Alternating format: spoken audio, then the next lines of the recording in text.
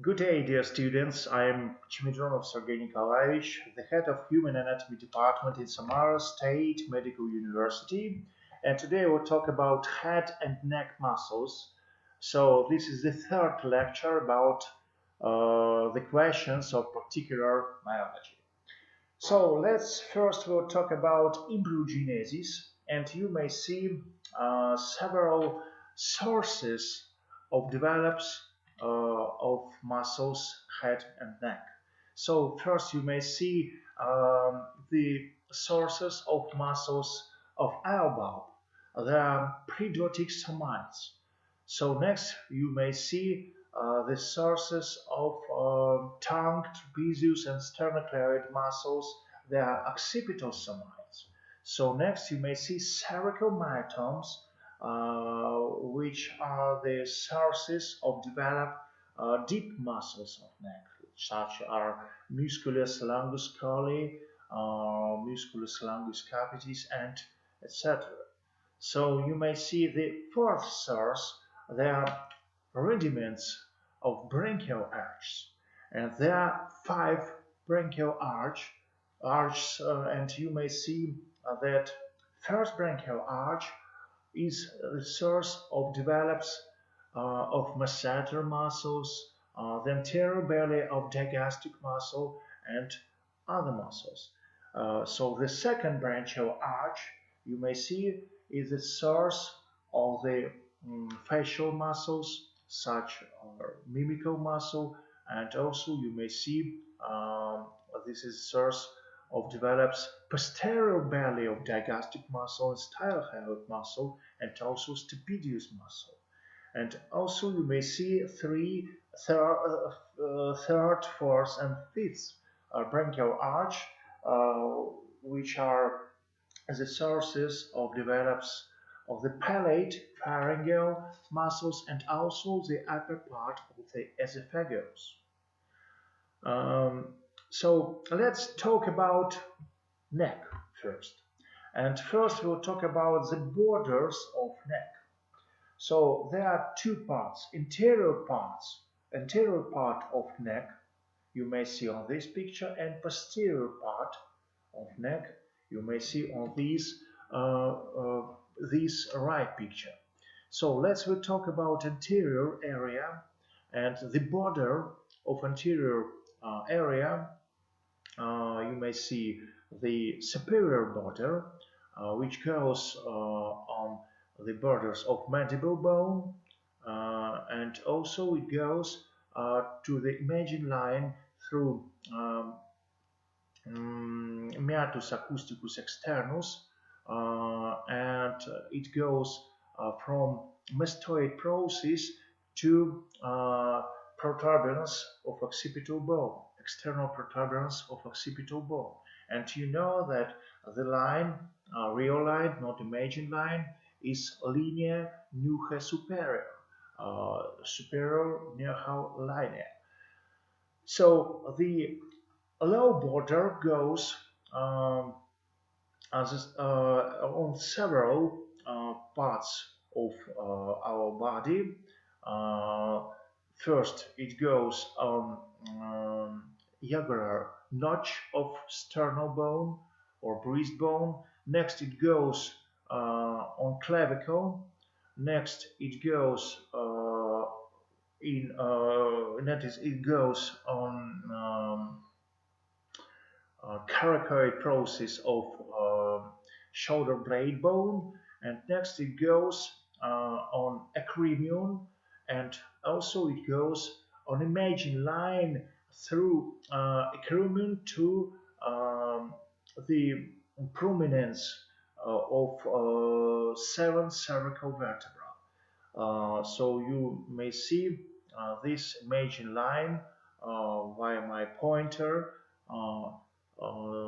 through acromion to seventh cervical vertebra. So all these borders you may see on this left and this right picture. But you know that the borders of trapezius muscle you may see the borders of trapezius muscle. We study this muscle when we study the muscles of back. You know about this. So this is the posterior or back area of neck. But you must know that the muscles of this area are the muscles of back and not neck muscles. This is very important. I repeat that the muscles of the back area of neck, such are trapezius muscles, splenius muscles, and others, all these muscles are the muscles of back. But what the muscles of the neck? The muscles of the neck party, muscles of the neck are the muscles of the anterior part of this region, of this area. So the anterior area has borders, upper border, this is mandible bone, and next it goes to the lateral border of trapezius muscle, and next it goes on clavicle or collarbone, and also it goes on jugular notch of breastbone. So this area of neck, this is anterior area, and all these muscles in this region or area are the muscles of neck. So next I want to tell that this anterior region divides in three parts. So you may see the borders of sternocleidomastoid muscle. You may see the border of this muscle on this picture. And next I'll show the muscle on next pictures.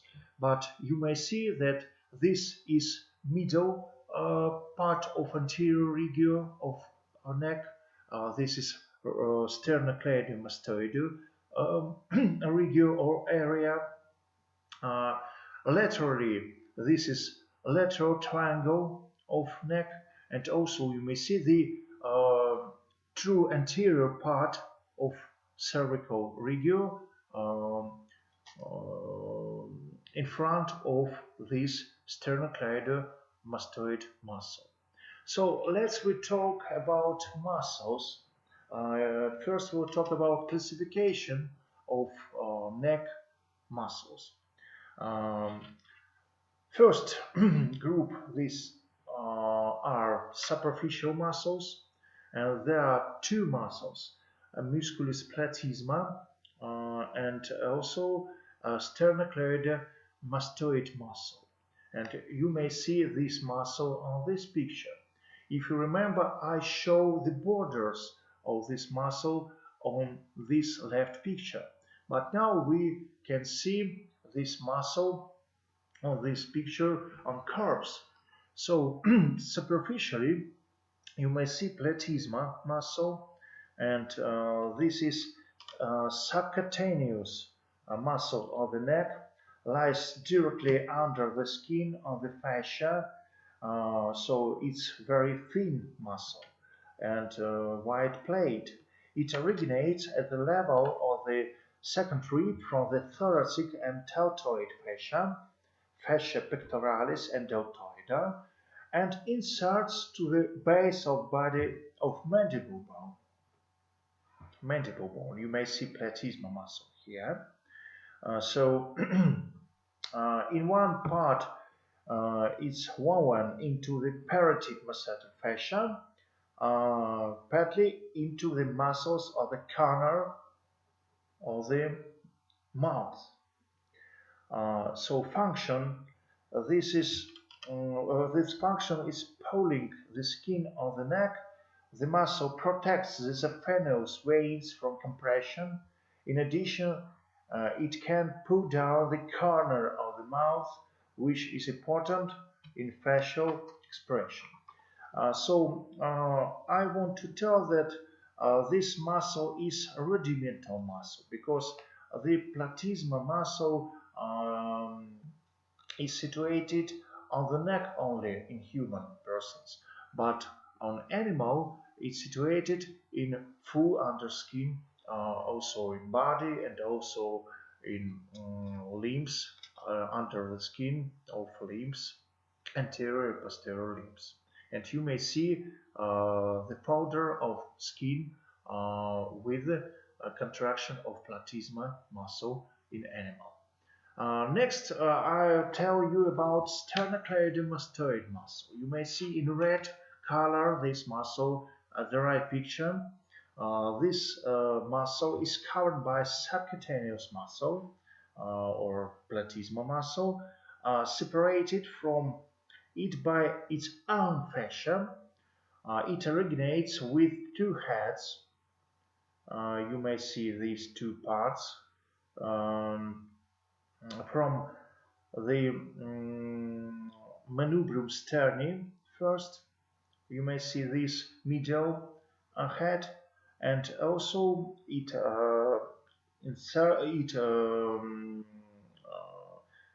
attached to clavicle, medial part of clavicle, sternal end of clavicle. So the muscles goes upper and laterally and attached to the mastoid process. You may see on this picture, and also the lateral part of superior nuchal line of occipital bone. So the function. With a bilateral contraction, it pulls the head back, such this, I show you. So, since the joint between the head and neck, atlantic occipital joint, lies in front of its session, the mastoid process.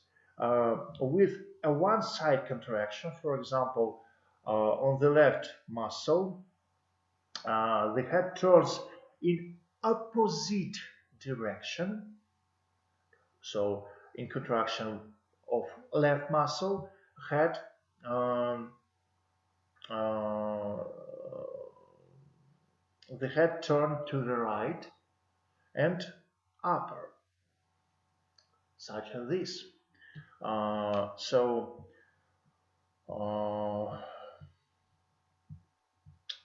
if the head is fixed, then during its contraction, the muscle expands the chest, raising the sternum, and therefore participates in the act of inspiration. It's very important for understanding diseases of pulmonary system. So next we will talk about medial group muscles. It divides in two parts. First part are the muscles lie over hyoid bone.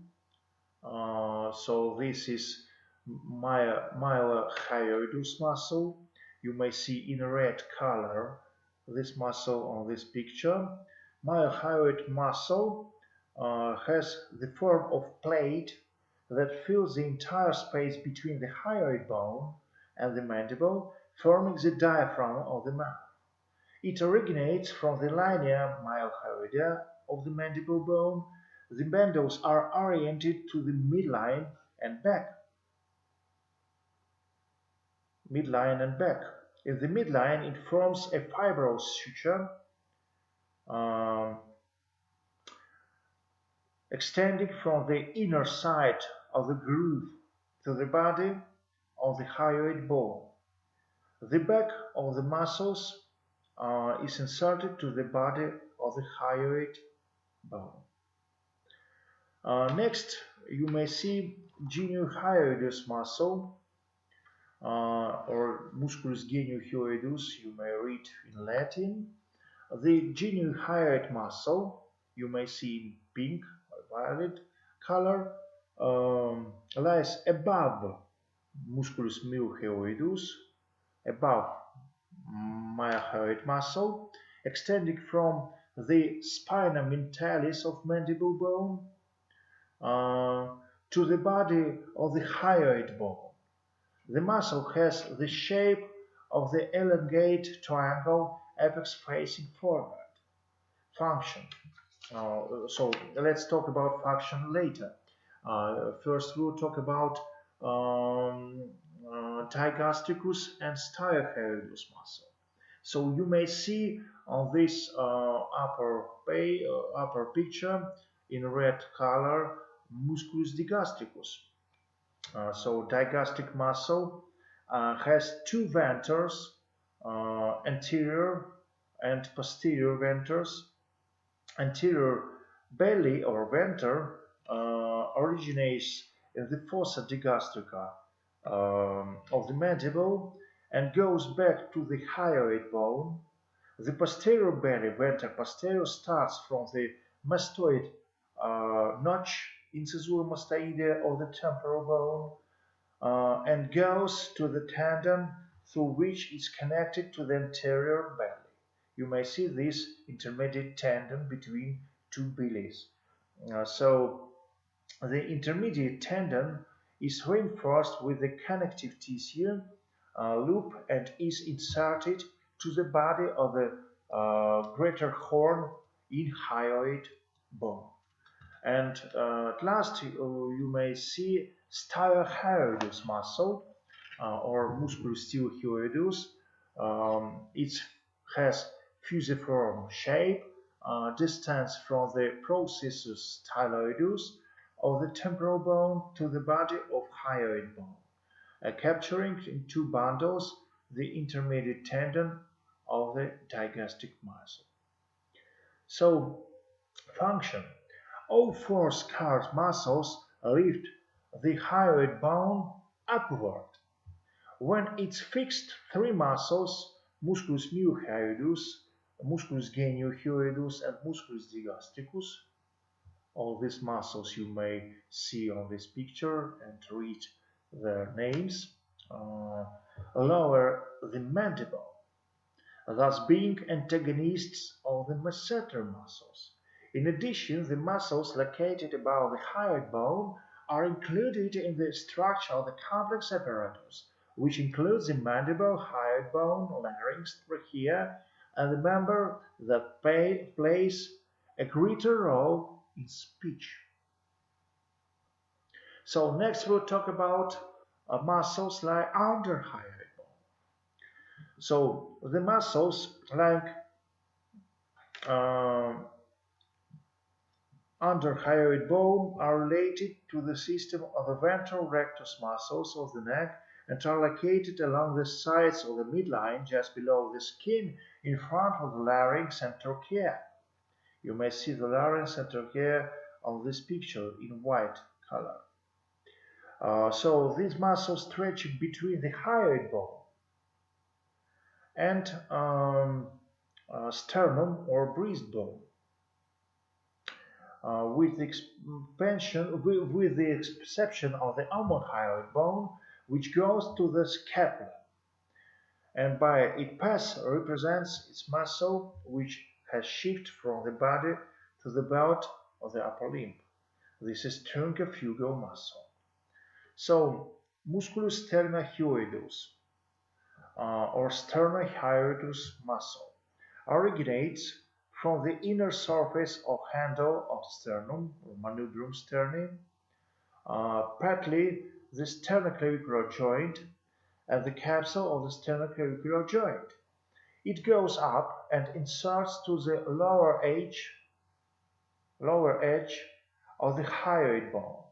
Between medial margins, musculus sternohyoidi, there is a narrow vertical gap closed by fascia, the so-called white line of the neck. Function. Pulls down the hyoid bone. So, next we'll talk about sternothyroidus muscle, musculus sternothyroidus or sternothyroid muscle, lies under the previous one. You may see this muscle on this picture, sternothyroidus muscle, and it originates from the posterior surface of the manubrium sterni and cartilage of the first rib, and inserts to the lateral surface of the thyroid cartilage. Linea obliqua. Function: depress of larynx. Next, we'll talk about thyrohyoidus muscle, or musculus thyrohyoidus is in Latin. So is like a continuation of the previous muscle, stretching from the oblique line of thyroid cartilage to the body of greater horn of hyoid muscle. When the hyoid bone is fixed, the larynx is pulled out. This is function of this muscle. So, omohyoidus muscle. You may read this muscle on this picture, and you may see this muscle on this left picture. So, omohyoid muscle. Omo is it's scapula in Greek language, or shoulder blade bone in Greek. Omo, hyoidus, this bone, hyoid bone. So, omohyoid muscle. This is a long and thin muscle. You may see this muscle in red color on this picture. It has two bellies. The low belly originates from the upper edge of scapula, goes under the sternocleidomastoid muscle, growing together with its fascial sheath. When uh,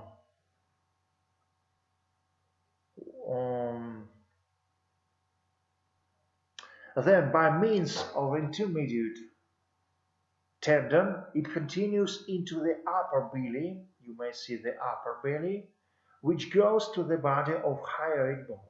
So you may see two bellies, upper and low bellies of omohyoid muscle. Function: musculus omohyoidus lies in a thicker cervical fascia, which stretches during its contraction, promoting the expansion of large venous stems and other under fascia. In addition, the muscle pulls the hyoid bone downward. Next, we'll talk about deep muscles of the neck. So, deep muscles lie on the front surface of the spine behind the neck organs, and these muscles are divided in two groups, lateral and medial. So, medial prevertebral group, long muscles of head and neck, and you may see these muscles on this picture. On the left picture in red, you may see musculus longus cervicis, and on the right picture you may see musculus longus capitis, head long muscles and neck long muscles. So let's talk about these muscles. These muscles originate from the bodies of the upper thoracic and lower cervical vertebra, insert to the bodies and transverse processes of the lower cervical vertebra, to the anterior tubercle of the atlas, and to the basilar part of occipital bone. With the bilateral contraction, the cervical spine is flexed. Lateral muscle. You may see lateral muscles on this picture. You may see scalenus muscles, musculus scalenus anterior, medius, and anterior, medius, and posterior, front, intermediate, and back, scalene muscle. So these muscles originate from the transverse processes of cervical vertebra and inserting to the upper first and second ribs. So anterior and intermediate muscle insert to the first rib, and the back scalenus muscle inserts to the second rib. So the function, these muscles, in contracts these muscles, the neck flex to on side. When contracts the right muscles, it flex to the right, and so both contraction, right and left, become to front flexion of neck parts of spine.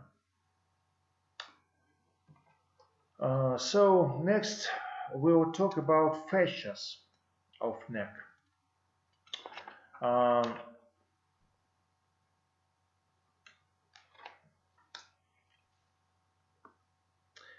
So there are 5 plates of fascia of neck, and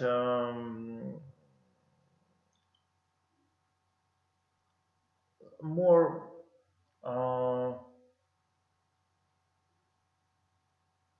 important for you to know fascias according classification by Shevkunenko. He's the famous Russian surgeon and anatomist. So there are 5 fascias of the neck. First fascia is superficial fascia. You may see this fascia here, and superficial fascia is a part of single superficial fascia of the body, passes through the subcutaneous tissue on the anterolateral surface, forms a case for the subcutaneous muscle of the neck, musculus platysma. And so you may see this platysma muscle on this section, and also you may see thin black line, and this line is first fascia about Shevkunenko classification. This is superficial fascia. You may see this fascia here. So next, the second fascia is own fascia or fascia propria. This fascia located under subcutaneous muscle. It covers the entire neck of the form of stocking, forms the fascial sheath for the trapezius and sternocleidoid muscle. So let's we see these 2 muscles. You may see sternocleidoid muscle here and trapezius muscle of back here, and you may see this fat line, black line. This is second plate of Shevkunenko classification. This is own fascia or fascia propria, and it goes over the neck. So above the fascia is attached along to the superior nuchal line to the mastoid process and lower edge of the mandible. Here it forms a sac for submandibular salivary gland. Third fascia in Shevkunenko classification is omoclavicular fascia or Richet-Sale, fascia omoclavicularis. And so you may see this fascia here. You may see the muscles, omohyoid muscle, sternohyoid, and sternothyroid muscles here. And so you may see this fascia, fascia omoclavicularis. The third fascia forms cases for the muscles located under hyoid bone, musculus omohyoidus, musculus sternohyoidus, and musculus sternothyroidus and thyrohyoidus. It's in Latin. So the fourth fascia, this is endocervical fascia. You may see this fascia here. I point you this fascia. Uh, so this fascia covers all the internal cervical organs. You may see these organs here, and you may see thyroid gland, you may see trachea, esophagus, and blood vessels and nerves. And so the fourth endocervical fascia covers the internal organs of neck. So it uh, divides into leaflets, parietal and visceral. The parietal leaflet lining the neck cavity, forming the vagina for the common carotid artery. You may see common carotid artery here in number 6. And also for the internal jugular vein, and you may see a jugular vein here and common carotid artery here. And also we may see that parietal leaflet um, form the vagina or sheath for these blood vessels. Uh, and also it covers all the organs of neck. The visceral leaflet surrounds each organ and the neurovascular bundles separately. A similar space is formed between the parietal and visceral leaflets, in which the following are distinguished. Anterior or previsceral space, you may see it pointed in number 24. This is previsceral space, and posterior retrovisceral space. These spaces communicate with the anterior and posterior mediastinum respectively. So the fifth fascia of the neck is prevertebral fascia, fascia prevertebralis. You may see this fascia here. I point you. So it attached to the transverse process of the cervical vertebra. It's thin but rather strong plate that together forms a fibrous sheath covering the deep muscles. And so you may see deep muscles such as longus colli muscle. You may see it pointed in number 8. Uh, and so above the fascia, it reaches the external base of the skull. Below, it continues into the fascia endothoracical. So we talk about the interfacial spaces of the neck. Between the fascia, there are usually spaces in which the vessels and nerves are located. There are also such spaces in the neck. So let's talk about closed spaces. First, suprasternal interponeurotic space, spatium interponeuroticum suprasternale.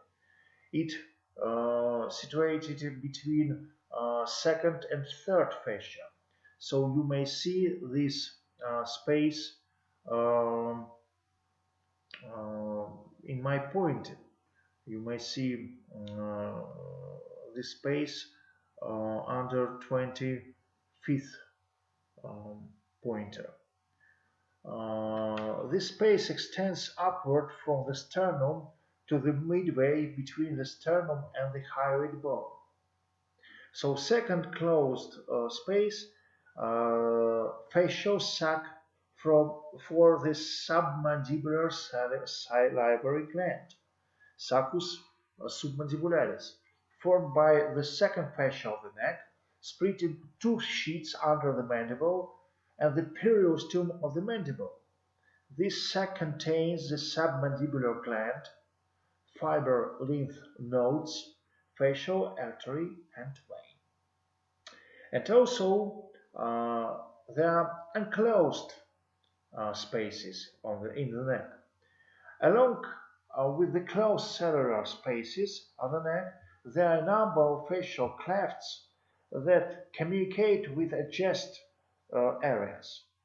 These gaps can serve as pathways for the inflammatory processes to penetrate into neighboring areas. And so you may see the phlegmons or inflammatory process here. So let's we repeat the enclosed spaces uh, in the neck. So spatium uh, previscerale in number 24. I taught you about this space. This space located between the parietal and visceral leaflets of the fourth fascia. And you may see this spatium here. It starts from the hyoid bone. At the level of the trachea, it's called the pretracheal cellular space, spatium pretracheale, which on the sides passes into the paraesophageal space. So the spatium retroviscerale, you may see at the back of the esophagus, behind esophagus. Um, so the retrovisceral spatium or space is situated between fourth and fifth fascia, filled with the loose connective tissue through which inflammatory processes can spread into posterior mediastinum. When the esophagus is damaged by a fish bone, maybe, or glass and other uh, things, uh, it may be it may develop to inflammatory process in this space, and you may see the phlegmons or inflammatory process of connective cellular tissue here. And also you may see surgery operations here. So next we'll talk about neck areas and neck topography. So after removing the skin, the subcutaneous muscle, and the superficial lamina on the own fascia of neck, in some areas triangular spaces can be distinguished, bounded by the muscles. The triangles of the neck allow you to better navigate and determine the location of blood and lymphatic vessels, lymph nodes, and nerves. The neck cervix the neck or cervix, it's in Latin, is divided into four areas: back lateral area of the sternocleidomastoid muscle and anterior muscle, as I told you. So frontal region. This is regio cervicalis anterior, and you may see this regio here on this imaging picture. This is unpaired area limited from the sides by musculus sternocleidomastoidus. From the top of the edge of mandible, you may see this imaging mandible here. The midline divides the front of the neck in two halves. You may see this imaging line, which divides this anterior part in two halves, in each of which the medial and lateral triangles are distinguished. The medial triangle of the neck is bounded from the lateral side by the anterior edge of the musculus sternocleidomastoidus, from the top by the edge of the mandible and the parotid gland. The medial triangle, in turn, with the help of the digastric muscle and the upper abdomen, upper venter of hyoid muscle, So this muscle you may see here divided into three triangles. Trigonum submandibulare. It contains the submandibular gland. You may read this triangle here. So you may see this triangle here in number 1.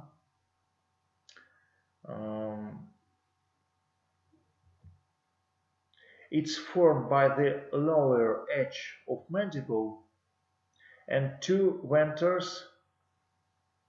um, two ventures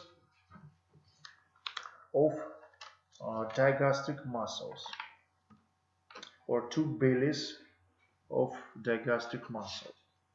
So you may see that this is a little triangle of lingual artery. So this is Pyragov's triangle. So Pyragov's triangle has three borders. Upper border, this is the 12th pair of cranial nerve, hypoglossal nerve. The posterior border, this is anterior edge of posterior belly of digastric muscle, and the anterior border of this little triangle is the posterior edge of mylohyoidus muscle. So you may see the carotid triangle in number 4.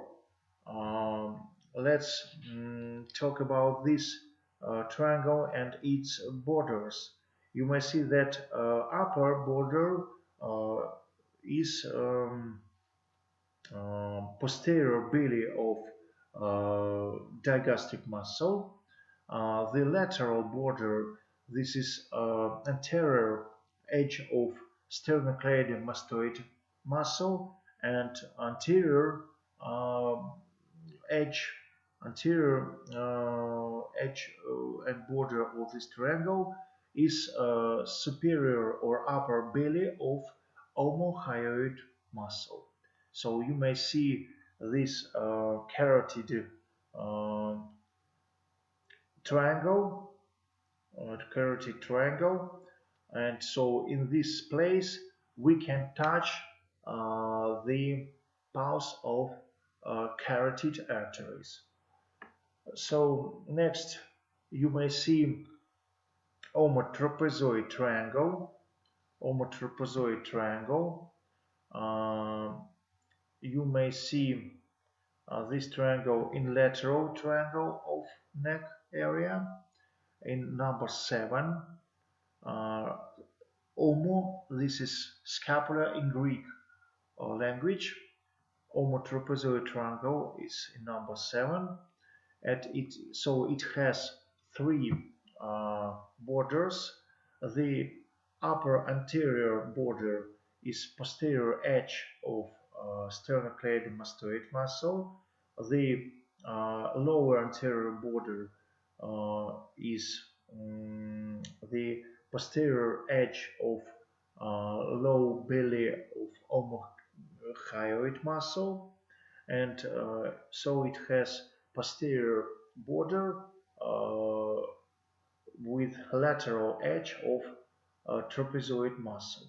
So this is omotrapezoid triangle. And also you may see omoclavicular triangle in number 8, or scapular clavicular triangle of omoclavicular triangle. It has three borders. Lateral border is the anterior edge of inferior belly of omohyoid muscle. The anterior border, this is posterior edge of sternocleidomastoid muscle, and the low border, this is clavicle. So you may see the clavicular triangle here in number 8.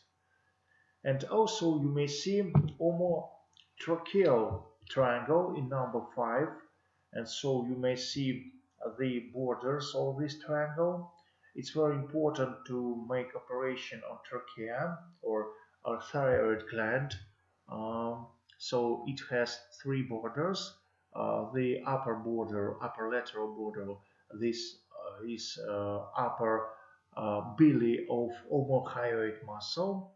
So the low low lateral border is the anterior edge of sternocleidomastoid muscle, and so the medial border is imagine line medial line of the neck.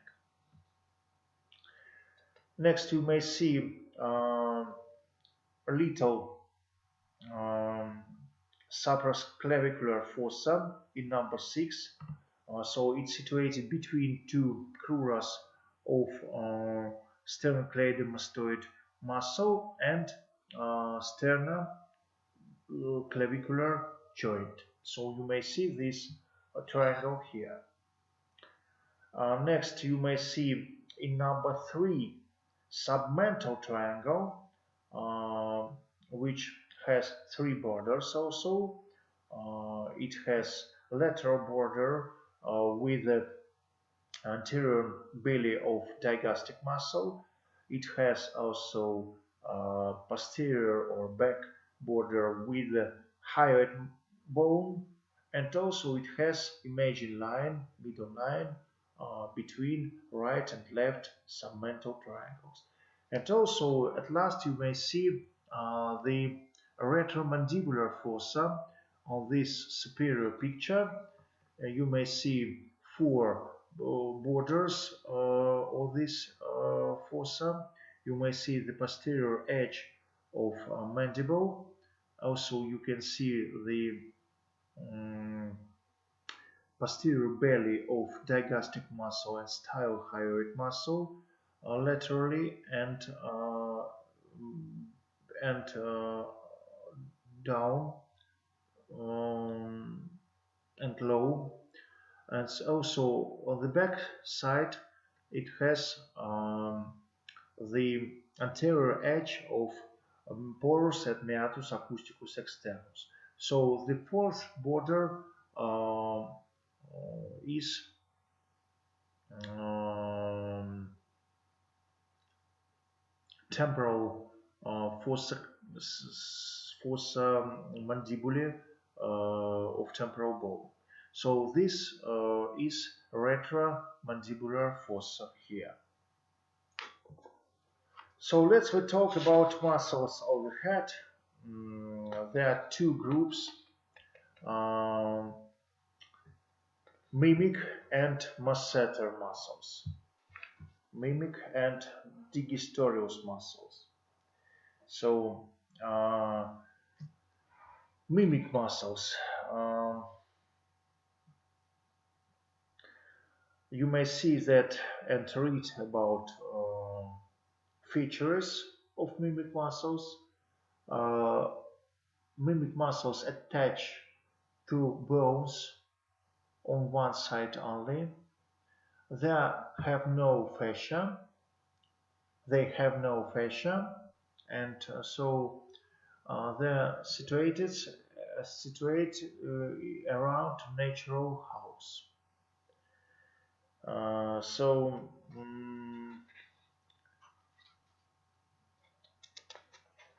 You may see the groups of mimic muscles. We see on these pictures. You may see epicranial muscle. You may see the muscles above eye bulb, You may see musculus orbicularis oculi, ocular muscle, and palpebral muscle. And also you may see the muscles around mouth and around nasal holes. So there are musculus orbicularis oris, musculus levator labii superioris, musculus levator lacrinazi, musculus levator angulis oris, musculus depressor anguli oris, musculus depressor labii inferioris, musculus mentalis, and also you may see the platysma muscle here, and also you can see the rudimental auricle muscle here on this right picture.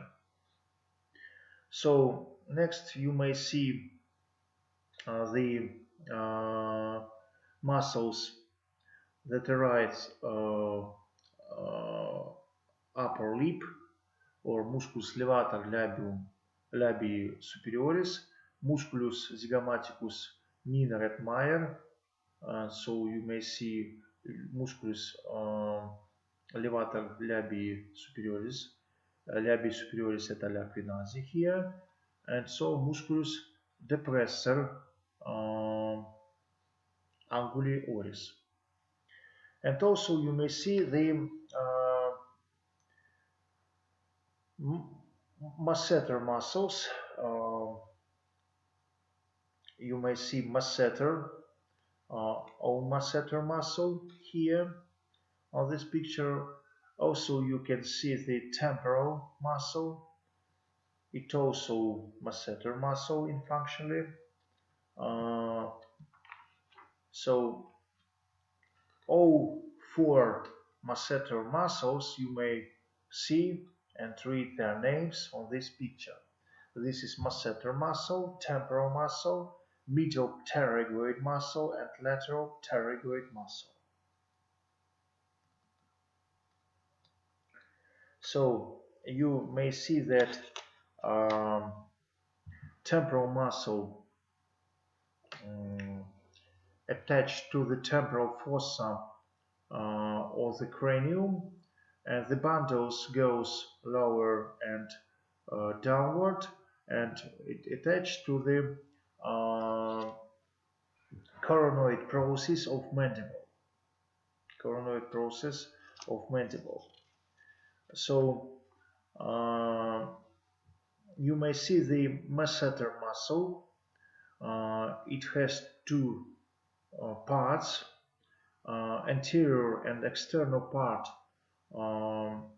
arise from zygomatic bone and attach to the masseter tuberosities of mandible, and posterior part arise from zygomatic arch of temporal bone and attach to the mastoid process of mandible. Mastoid tuberosities of mandible bone.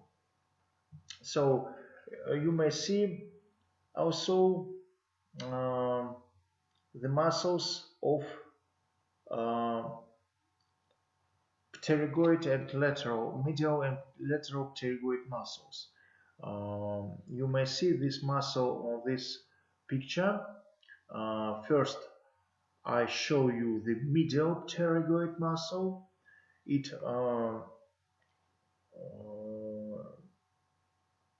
attached to the lateral plate of pterygoid process of sphenoid bone, and also laterally it attached to internal surface of mandible to the pterygoid tuberosities of mandible.